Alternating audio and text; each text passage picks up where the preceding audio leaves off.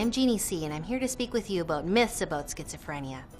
The first myth that I'm going to talk about is that schizophrenia is rare. In fact, 1% of the population has schizophrenia, which makes it more common than things like juvenile diabetes, for instance. So it's fairly common and affects a lot of people and their families and loved ones.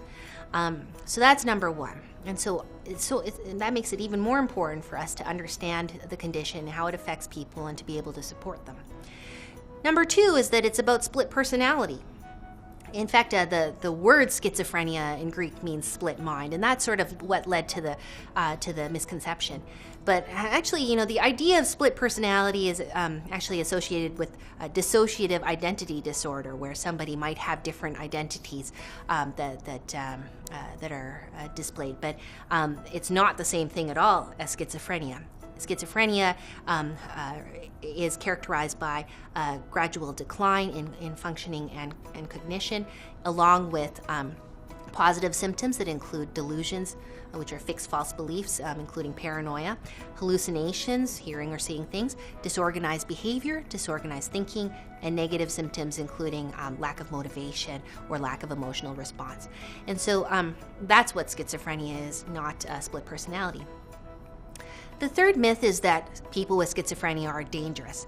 And in fact, a very, very small minority of people with schizophrenia commit any acts of violence. And an extremely small percentage of the violence that is committed anywhere is committed by people with schizophrenia.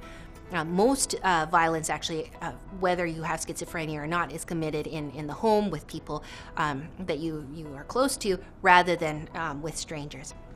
And in fact, it's substance use that increases greatly the risk for violence, whether among people who have or do not have schizophrenia. So people with schizophrenia are usually not violent, not dangerous.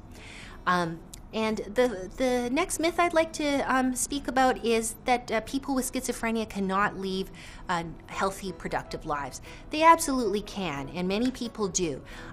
In fact, the International Study of Schizophrenia tells us that at least half of people with schizophrenia end up having a favorable outcome.